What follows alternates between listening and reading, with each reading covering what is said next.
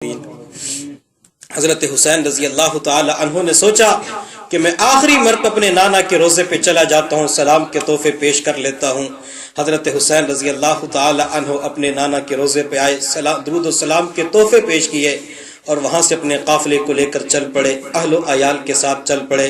کسی شاعر نے اس کو یوں بیان کیا: فرزند پیغمبر کا مدینے سے سفر ہے، فرزند پیغمبر کا مدینے سے سفر ہے، سعادات کی بستی کے اجڑنے کی خبر ہے، گلو صفت چمن سے دہر جانے کو ہے، گھر چھوڑ کے جنگل بسانے کو چلے ہیں۔ حضرت حسین رضی اللہ تعالی عنہ اپنے قافلے کو لے کر چل پڑے، حتیٰ کہ بالآخر یہ قافلہ حسینی کربلا کے میدان کے اندر پہنچ گیا۔ حضرت حسین رضی اللہ تعالی عنہ نے لوگوں سے پوچھا: لوگوں یہ کون سی جگہ ہے؟ لوگوں نے بتلایا کربلا۔ حضرت حسین رضی اللہ تعالی عنہ نے فرمایا: نہیں، یہ تو کرب و بلا ہے، یہ آزمائش اور تکلیف کی جگہ ہے۔ یہ کربلا کا میدان آل رسول کے لیے آزمائش گاہ تھی۔ قصہ مختصر: 7 محرم الحرام کو حضرت حسین رضی اللہ تعالی عنہ اور آپ کے اہل و عیال پر دریائے فرات کا پانی بند کر دیا گیا، پانی کا ایک گھونٹ آل رسول کو نہ دیا گیا۔ حضرت امام حسین رضی اللہ تعالی عنہ نے دشمن سے ایک رات عاریتن مانگی کہ ایک رات ہمیں دے دی جائے تاکہ اپنے پروردگار کو راضی کر سکیں۔ 9 محرم الحرام کو حضرت حسین رضی اللہ تعالی عنہ عورتوں بچوں بوڑھوں نے وہ رات خیموں کے اندر گزاری، اللہ کے سامنے روئے، تڑپے، گڑ گڑائے: اللہ ہماری جان کو اپنے راستے کے اندر قبول فرما لے۔ جب 10 محرم الحرام کا سورج طلوع ہوا، حضرت حسین رضی اللہ تعالی عنہ نے محسوس کیا کہ طاقت و قوت کے نشہ میں مدہوش دشمن ان کے خون کا پیاسا ہے، آل رسول کا وہ خون لینا چاہتا ہے۔ دشمن کے تیور میں جارحیت کا غرور دے کر حضرت حسین رضی اللہ تعالی عنہ نے ان ظالموں کے دلوں پر ندائے حق کی دستک دی کہ شاید ان کا ضمیر جاگ اٹھے، شاید یہ نواز رسول کے مقام کو پہچان سکیں، شاید نواز رسول کے مرتبے کو پہچان سکیں۔ لیکن اقتدار کا ضمیر جب سوتا ہے تو بیدار نہیں ہوتا۔ حضرت حسین رضی اللہ تعالی عنہ اونٹنی کے اوپر سوار ہوئے، اللہ کا قرآن سامنے رکھا، گویا کہ کربلا کے میدان میں حسینی آواز گونجی۔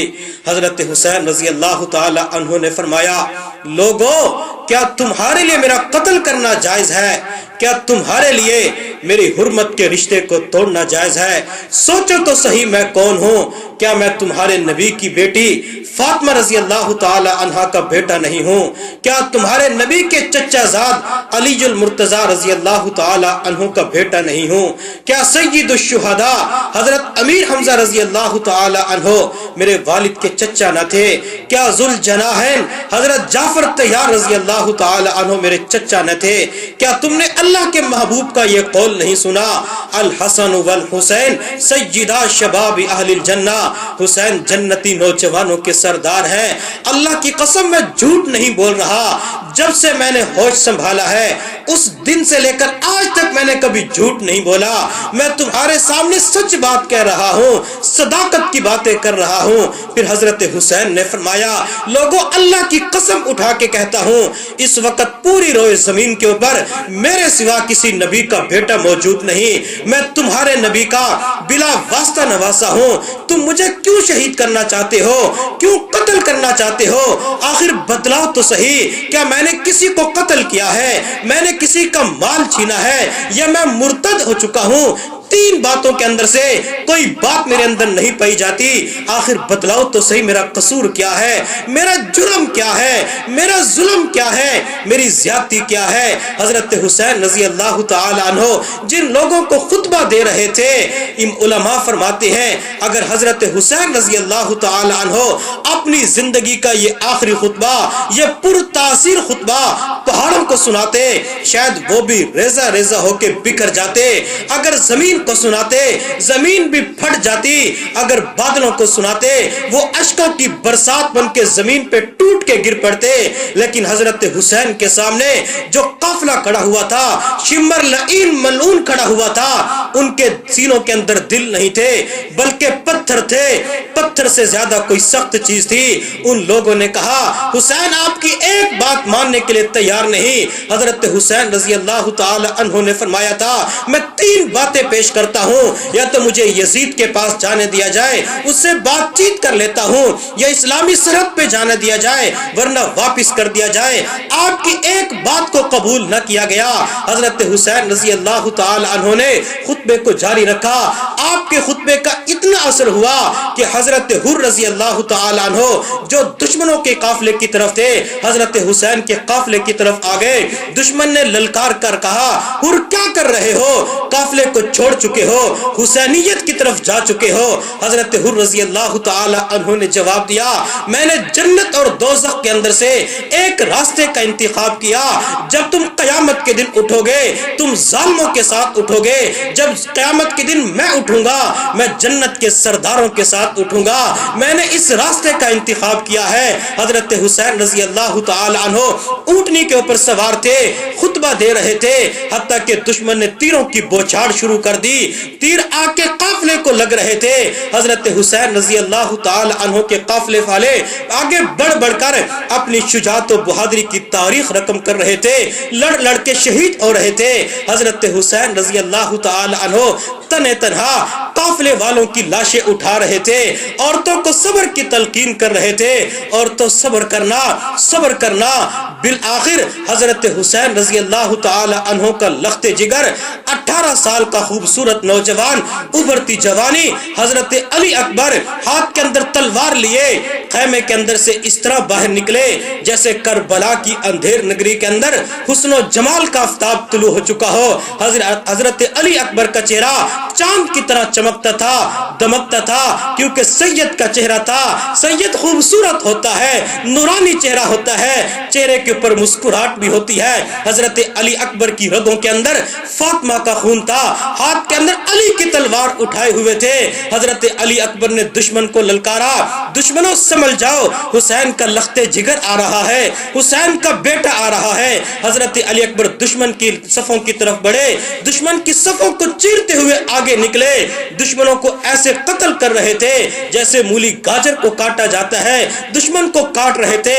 جب شمر بدبخت نے دیکھا کہ حسین کا لخت جگر اتنی بہادری پیش کر رہا ہے, گھیرا تنگ کر دیا جائے. آپ کا گھیرا تنگ کر دیا گیا, حتیٰ کہ ایک کم بخت بدبخت نے پیچھے سے علی اکبر کو تلوار ماری, سر تن سے جدا ہو کے زمین پہ دور جا گرا.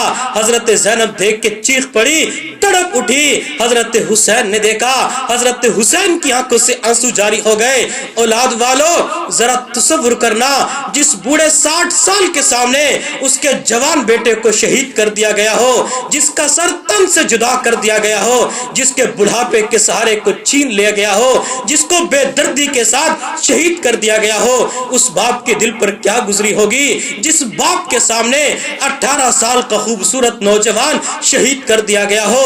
پتہ نہیں حضرت حسین رضی اللہ تعالی عنہ نے اپنے دل کے اوپر پتھر کی کون سی چٹان رکھ کے صبر کیا تھا, حتیٰ کہ کوفی نے اس وقت کہہ دیا علی تو دوسروں کی لاشیں اٹھا رہا ہے, جب تو اپنے لخت جگر کی لاش اٹھائے گا تجھے اس وقت پتا چلے گا. حضرت حسین کے سامنے جب علی اکبر کو شہید کر دیا گیا, حضرت حسین رضی اللہ تعالی عنہ نے صبر و تحمل کا مظاہرہ کرتے ہوئے علی اکبر کی لاش کو اٹھا لیا. حضرت حسین رضی اللہ تعالی عنہ وہیں پہ کھڑے تھے. اسی موقع کو تاریخ والوں نے لکھا کہ حضرت حسین کے سامنے پورا خاندان شہید کر دیا گیا, بچوں اور بیٹوں کو خاک و خون کے اندر تڑپا دیا گیا, لیکن پوری تاریخ انسانیت کے اندر حسین جیسا بہادر اور جری نظر نہیں آتا. جو جوان بیٹے کی میت پہ نہ رویا وہ حسین, جو جوان بیٹے کی میت پہ نہ رویا وہ حسین, جس نے سب کچھ کھو کے پھر بھی کچھ نہ کھویا وہ حسین, جو دہکتی آگ کے شعلوں پہ سویا وہ حسین, جس نے دنیا کو خون سے دھویا وہ حسین. حضرت حسین رضی اللہ تعالی عنہ سارے خاندان کو شہید کروا چکے تھے. حضرت حسین کی بہادری دیکھیے, حسین کی شجاعت دیکھیے, حضرت حسین کا دل دیکھیے. اس لیے کسی شاعر نے کہا صبر عظیم خدا سے وہ لے کے آئے تھے, دریا نہیں تھا دل تھا سمندر حسین کا, حضرت حسین رضی اللہ تعالی عنہ کا ایک بیٹا رہ چکا تھا، تاریخ والوں نے لکھا، جس کا نام علی اصغر تھا، 6 ماہ کا لخت جگر تھا۔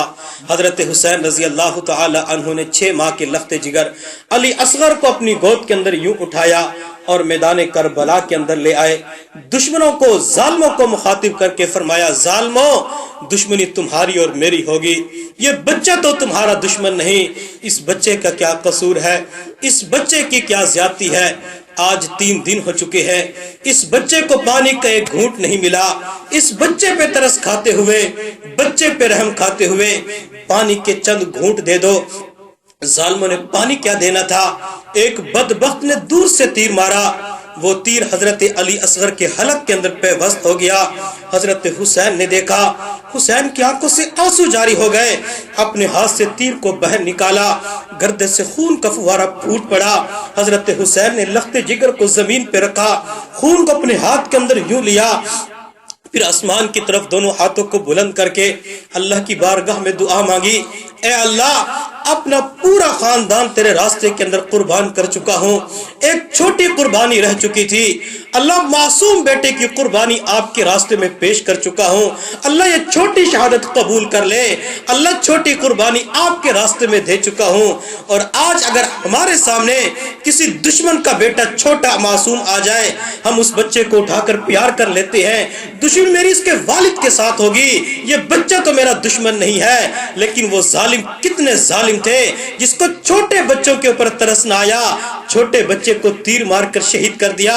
حضرت حسین رضی اللہ تعالی عنہ کربلا کے میدان میں تنے تنہا رہ چکے تھے۔ حضرت حسین نے تلوار اٹھائی، مقابلہ کرنا تھا، مقابلہ کرتے کرتے حضرت حسین دریائے فرات کے کنارے پہ آ گئے۔ تاریخ والوں نے لکھا، حضرت حسین پانی کی طرف جا رہے تھے، تھوڑا سا پانی مل جائے، ایک بدبخت نے تیر مارا، حضرت حسین کے چہرے پہ لگا، حضرت حسین کے رضی اللہ تعالی عنہ کے چہرے سے خون جاری ہو گیا، حتیٰ کہ حضرت حسین رضی اللہ تعالی عنہ نے ڈٹ کر مقابلہ کرنا شروع کر دیا۔ یہ 3 دن کا بھوکا تھا، 3 دن کا پیاسا تھا، اپنے کنبے قبیلے کا خون پیش کر چکا تھا، شہادتیں دے چکا تھا، پھر بھی دلیری کے ساتھ مقابلہ کرتے رہے، جس طرف جاتے تھے دشمن کو پیچھے ہٹا دیتے۔ شمر لعین نے کہا گھیرا تنگ کر دیا جائے، مل کر مقابلہ کرتے ہیں، حتیٰ کہ وہ لوگ اکٹھے ہو کر آئے۔ بالآخر حضرت حسین رضی اللہ تعالی عنہ کو 10 محرم الحرام کو کربلا کے میدان کے اندر شہید کر دیا۔ حضرت حسین شہید ہو گئے، ایک بدبخت قریب آیا، آپ کے سینے پہ چڑھ کے بیٹھ گیا، آپ کی گردن کو یوں کاٹ دیا جیسے بکرے کو ذبح کیا جاتا ہے۔ پھر حضرت حسین رضی اللہ تعالی عنہ کے سر کو نیزے کی نوک پہ چڑھایا، حضرت حسین کا سر نیزے کی نوک پہ آیا، لیکن قیامت تک کے لیے حضرت حسین کا نام بلند ہو گیا، حضرت حسین کا سر بلند ہو گیا۔ حضرت حسین رضی اللہ تعالی عنہ کا سر جب عبید اللہ ابن زیاد کے دربار میں لایا گیا، عبید اللہ ابن زیاد بدبخت کے سامنے جب وہ سر رکھا گیا، عبید اللہ ابن زیاد کے ہاتھ میں ایک چھڑی تھی، اس نے وہ چھڑی نعوذ باللہ حضرت حسین کے ہونٹوں پہ ماری، ہونٹوں کو یوں لگانا شروع کر دیا۔ صحابی رسول بیٹھے ہوئے تھے، کہنے لگے عبید اللہ ابن زیاد، خدا کی قسم اپنی چھڑی کو یہاں سے اٹھا لے، میں نے اللہ کے نبی کو دیکھا ان ہونٹوں کا پیار کیا کرتے تھے۔